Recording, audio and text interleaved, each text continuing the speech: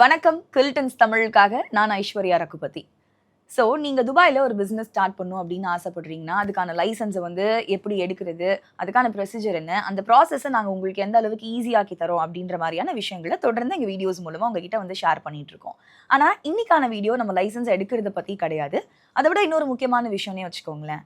நம்ம ஒரு பிசினஸ ஸ்டார்ட் பண்ணும்போது அதுக்கு எவ்வளோ எஃபோர்ட் போட்டு, எவ்வளோ பொறுப்பா அந்த ஒரு செட்டப்ப ஸ்டார்ட் பண்றோமோ, ஏதோ ஒரு வகையில அந்த பிசினஸ் நம்மளுக்கு வந்து நஷ்டமாயிடுச்சு. இல்ல ஏதோ ஒரு காரணத்துக்காக நம்ம வந்து துபாய்ல இருந்து நம்மளோட கண்ட்ரிக்கே வந்து திரும்பி போறோம் அப்படின்ற மாரியான ஒரு முடிவ எடுக்கும்போது, அந்த பிசினஸ லிக்விடேட் அதாவது ப்ராப்பரா குளோஸ் பண்ண வேண்டியது வந்து ரொம்பவே முக்கியமான ஒரு விஷயம். அத பத்தி தான் இன்னைக்கு வந்து உங்ககிட்ட வந்து நாங்க ஷேர் பண்ணணும் அப்படின்னு வந்து ஆசைப்பட்டோம். ஸோ நீங்க வந்து ஏதோ ஒரு காரணத்தினால உங்க பிசினஸ வந்து குளோஸ் பண்ண போறீங்க அப்படின்னா, அத வந்து அப்படியே பாதியிலே விட்டுட்டு போயிறக்கூடாது. அதுக்குன்னு சில ப்ரொசீஜர்ஸ் வந்து இருக்கு. ஆல்ரெடி நான் வந்து உங்ககிட்ட சொல்லியிருக்கேன். இந்த ஃப்ரீ ஜோன் மெயின்லேண்ட் அப்படின்னா என்ன அப்படின்லாம் வந்து சொல்லியிருக்கேன்.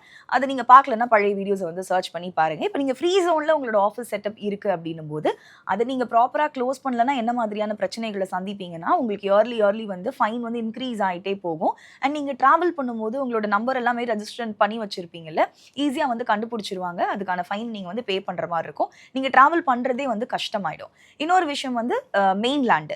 அங்க வந்து 2 டைப் இருக்கு. நம்ம ப்ரொசீஜர் அதாவது நம்ம ஆஃபீஸ் வந்து நம்ம குளோஸ் பண்ணணும், லிக்விடேட் பண்ணணும் அப்படின்னு நினைக்கும்போது 2 செட்டப் இருக்கு. ஒண்ணு வந்து எல்எல்சி லிமிடெட் லைபிலிட்டி கம்பெனி.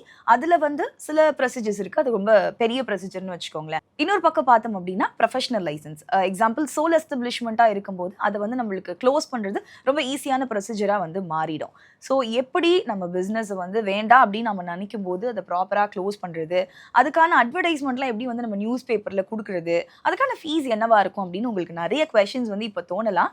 அதுக்கான கேள்விகள் வேணும் அப்படின்னா ஸ்க்ரீன்ல தெரியிற நம்பருக்கு கால் இல்லனா வாட்ஸ்அப் பண்ணுங்க.